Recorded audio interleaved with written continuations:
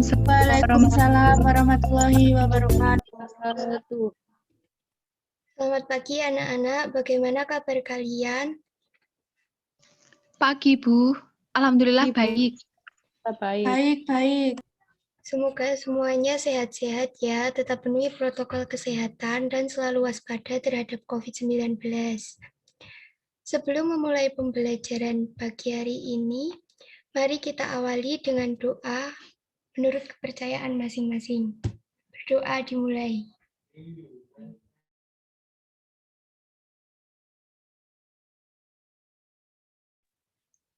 Baik, selanjutnya saya akan melakukan presensi terlebih dahulu.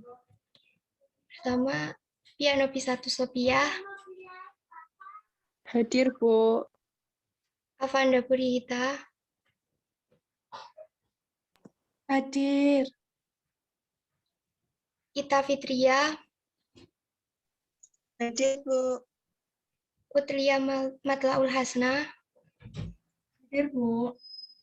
Septania. Hadir, Bu. Elvara Amelia. Hadir, Bu. Syahrul Arifin.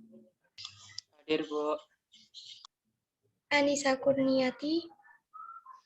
Hadir, Bu. Baik, apakah ada yang belum saya panggil?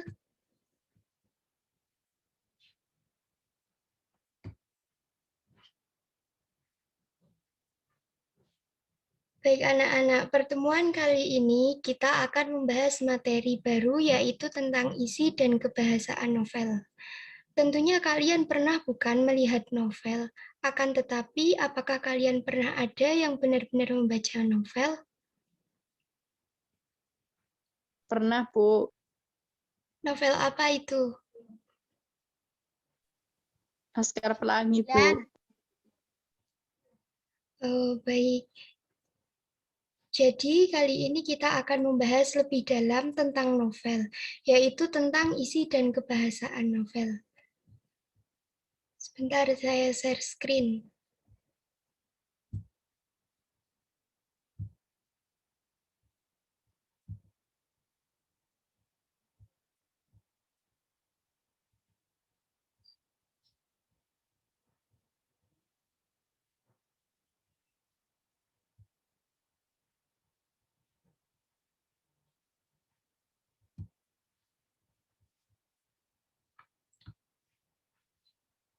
Kita mulai dengan pengertian novel. Jadi, kata novel berasal dari bahasa Italia, yaitu novella, yang berarti sebuah kisah atau cerita. Adapun pengertian umum novel, yaitu karya prosa fiksi yang panjang, mengandung rangkaian cerita kehidupan seseorang dengan orang-orang di sekelilingnya yang menonjolkan watak dan sifat setiap pelaku. Nah, kita pertama-tama akan membahas tentang isi novel dan unsur intrinsik novel. Jadi, unsur intrinsik novel ada 6. Yang pertama, tokoh dan penokohan, alur atau plot, latar atau setting, yang keempat, sudut pandang, yang kelima, tema, yang keenam, amanat. Nah, kita akan membahas satu persatu ya anak-anak. Yang pertama, tokoh dan penokohan. Tokoh merupakan orang yang berperan dalam cerita. Tentu kalian pasti tahu bahwa tokoh dibagi menjadi 3. Yang pertama, tokoh protagonis. Tokoh ini merupakan tokoh utama yang menjadi pusat perhatian dalam cerita. Tokoh utama ini digambarkan sebagai seseorang yang baik yang selalu mendapatkan masalah. Yang kedua, tokoh antagonis. Tokoh antagonis merupakan tokoh yang menjadi musuh dari tokoh utama atau tokoh protagonis dalam cerita. Tokoh antagonis digambarkan dengan seseorang yang memiliki sifat yang buruk, tidak bersahabat, dan selalu menimbulkan konflik. Yang ketiga, tokoh tritagonis. Tokoh tritagonis merupakan tokoh yang menjadi penengah antara tokoh protagonis dan juga tokoh antagonis. Tokoh tritagonis ini digambarkan dengan seseorang yang memiliki sifat dan sikap netral. Kadang bisa berpihak kepada tokoh protagonis dan kadang berpihak pada tokoh antagonis. Akan tetapi, di saat keduanya terlibat konflik, maka tokoh tritagonis ini bertindak sebagai pelerai dari keduanya.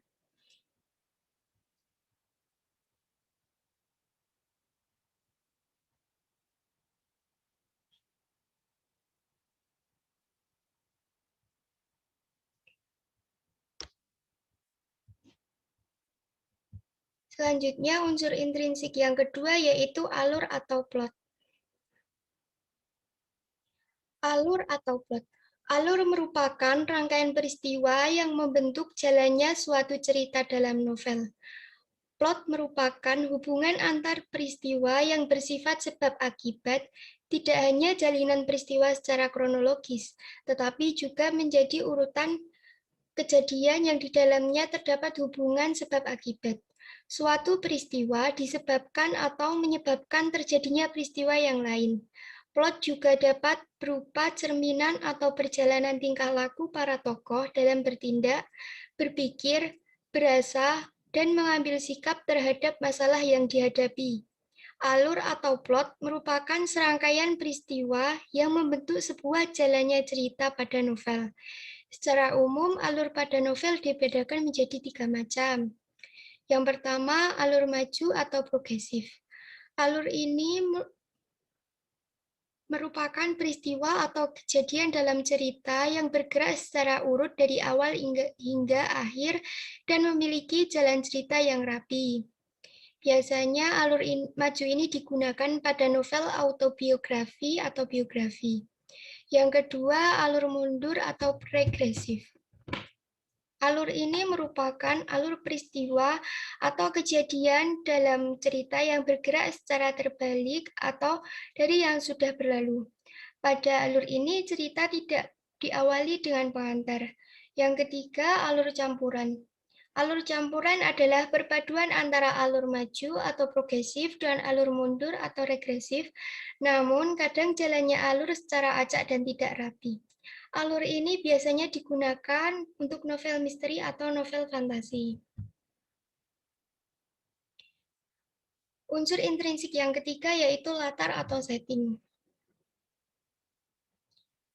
Latar merupakan penggambaran terjadinya suatu peristiwa dalam sebuah novel. Latar ada 3, yaitu waktu, tempat, dan suasana. Yang pertama, waktu.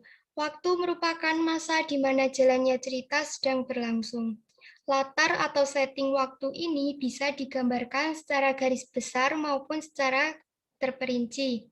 Secara garis besar misalkan pada musim kemarau, musim hujan, siang hari, malam hari, hari Minggu, dan lain sebagainya. Sedangkan secara terperinci digambarkan melalui tanggal atau jam. Yang kedua, tempat. Tempat merupakan lokasi di mana jalannya cerita tersebut berlangsung. Latar atau setting tempat ini digambarkan secara umum dan khusus.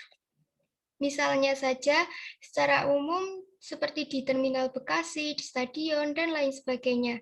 Sedangkan yang secara khusus seperti di ujung Jalan Mawar, di rumah Anton. Yang ketiga yaitu suasana.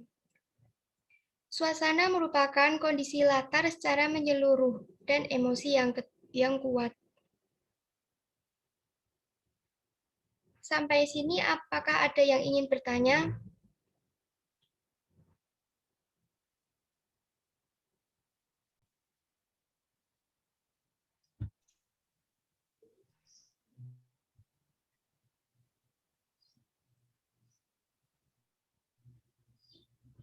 Baik, selanjutnya unsur intrinsik yang keempat yaitu sudut pandang.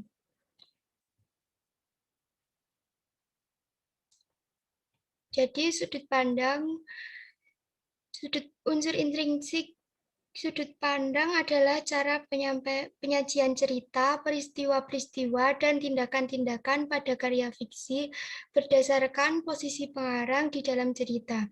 Sudut pandang disebut juga sebagai posisi pengarang dalam cerita fiksi. Sudut pandang dapat dibedakan menjadi dua, yaitu sudut pandang persona ketiga dan sudut pandang persona pertama.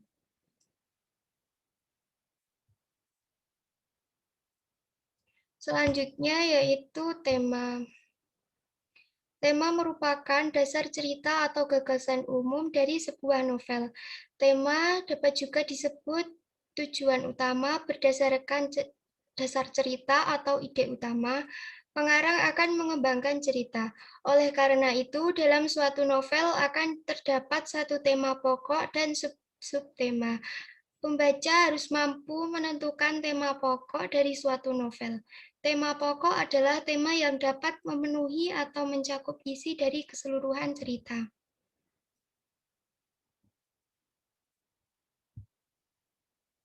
Selanjutnya yaitu amanat. Amanat merupakan pesan dari pengarang kepada pembaca. Pesan dari pengarang kepada pembacanya yang terkandung di dalam cerita novel. Dalam menyampaikan maksud pesannya, sang penulis biasanya mengungkapkannya secara tersirat ataupun tersurat. Tersirat adalah amanat yang cara penyampaiannya secara langsung sehingga pembaca bisa langsung menemukannya. Sedangkan secara tersurat adalah amanat yang cara penyampaiannya secara tidak langsung atau pembaca perlu membaca cerita dari awal hingga akhir untuk bisa menemukan pesan dari penulis.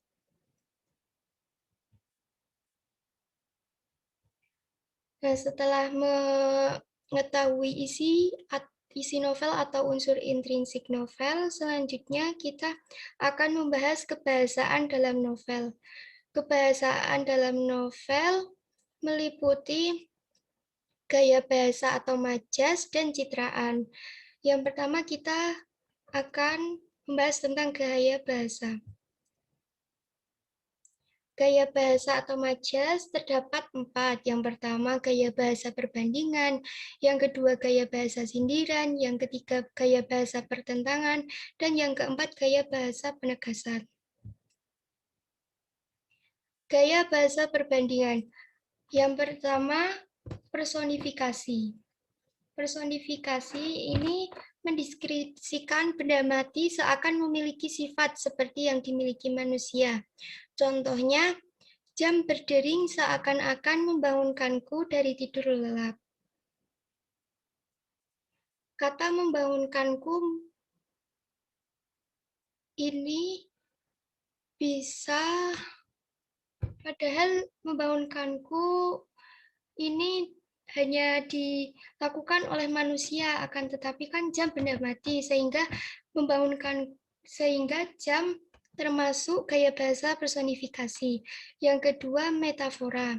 Contohnya, ayah pulang dari tugas dinas dengan membawa buah tangan dari Bali. Buah tangan ini merupakan contoh dari metafora yang artinya oleh-oleh. Yang ketiga, asosiasi. Contohnya, telingaku sakit sekali mendengar suaranya seperti kaset kusut. Maksud dari perumpamaan tersebut adalah suara yang jelek. Yang keempat, eufemisme. Contohnya, pramusaji menyodorkan menu makanan laut pada kami. Kata pramusaji ini berarti pelayan. Yang terakhir, hiperbola. Hiperbola adalah gaya bahasa yang berlebih-lebihan. Contohnya, seminggu tidak meminum coklat tersebut, rasanya hidup ini hampa. Selanjutnya, gaya bahasa sindiran. Gaya bahasa sindiran ini terdapat 3. Yang pertama, ironi. Ironi merupakan gaya bahasa yang digunakan untuk menyatakan suatu yang bertentangan. Contohnya, pagi sekali kamu datang, padahal jam menunjukkan sudah pukul 9. Yang kedua, sinisme. Contohnya, kamu sungguh tega, aku kedinginan seperti ini, tapi kamu tidak membuatkan aku teh hangat. Penggunaan kata dalam kalimat tersebut jelas bahwa dia ingin sekali dibuatkan atau disuguhkan teh hangat, sehingga yang diajak bicara paham apa yang dimaksud dari orang tersebut. Yang ketiga, sarkasme. Contoh, jangan mencampuri urusan orang lain sampai kau bisa membereskan urusanmu sendiri.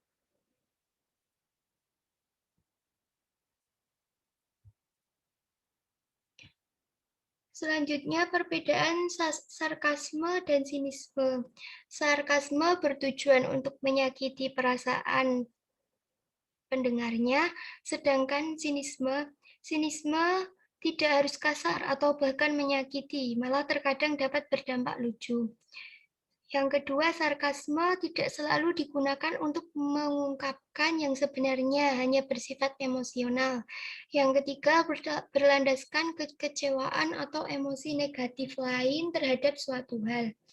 Dan yang keempat, sarkasme bersifat pasif-agresif, artinya dapat terlihat tidak menyerang pembacanya, padahal sebenarnya menyerang. Sedangkan sinisme tidak harus berkata kasar atau bahkan menyakiti, malah terkadang dapat berdampak lucu. Yang kedua, sinisme dapat dibilang hanya bersikap realistis atau memperkirakan kemungkinan terburuk. Yang ketiga, berlandaskan kesangsian terhadap suatu hal. Dan yang keempat, bersifat agresif atau menyerang pembacanya untuk menjelaskan sesuatu. Gaya bahasa yang ketiga yaitu gaya bahasa pertentangan. Gaya bahasa pertentangan terdapat tiga, yaitu litotes atau gaya bahasa yang digunakan untuk merendahkan diri. Contohnya, silahkan mampir ke gubuk saya. Padahal yang dimaksud merupakan rumah yang seperti istana. Yang kedua, paradoks. Gaya bahasa yang menggunakan kata yang bertentangan, artinya, contohnya, hidupku terasa kesepian di tengah keramaian. Yang ketiga, antitesis atau gaya bahasa yang menggunakan perpaduan kata yang bertentangan. Contoh, mati dan hidupku tergantung pada Tuhan Yang Maha Esa. Selanjutnya, gaya bahasa penegasan.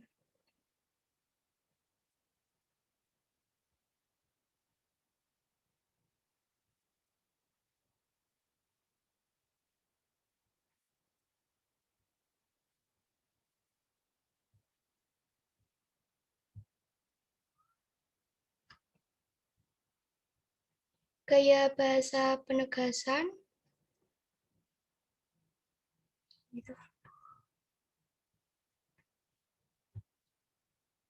gaya bahasa penegasan atau pleonasme. Ya, ada dua. Yang pertama pleonasme dan repetisi. Pleonasme merupakan gaya bahasa yang digunakan untuk menegaskan makna yang sudah disampaikan di awal.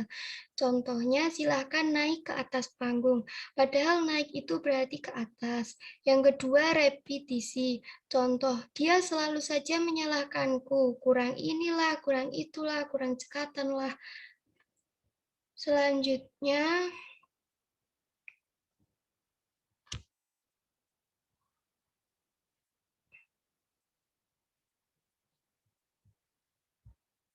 Selanjutnya, kita akan membahas tentang citraan.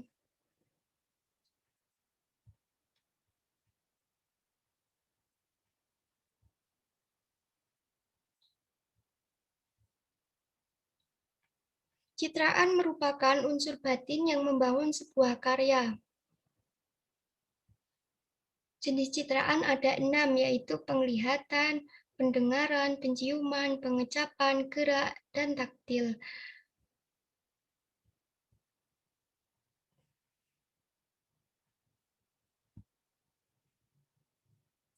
Baik anak-anak, kalian sudah belajar tentang isi dan kebahasaan dalam novel. Apakah ada yang ingin kalian tanyakan?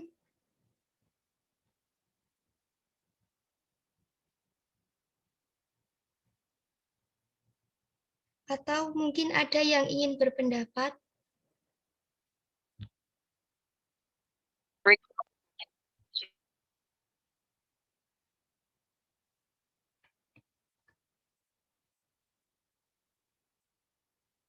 Ada yang ingin bertanya? Saya mau bertanya, Bu. Ya, silahkan. Saya masih kurang paham yang citraan itu. Apakah bisa dijelaskan lebih jelas lagi? Terima kasih.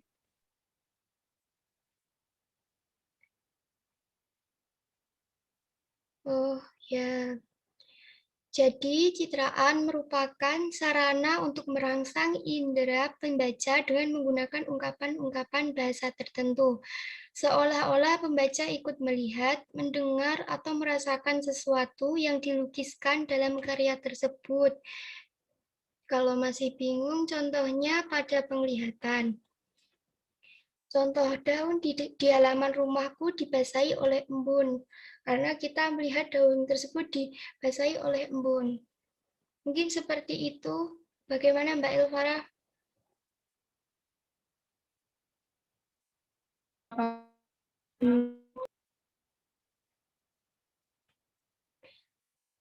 Jika anak-anak sudah paham, saya akan memberikan tugas untuk anak-anak.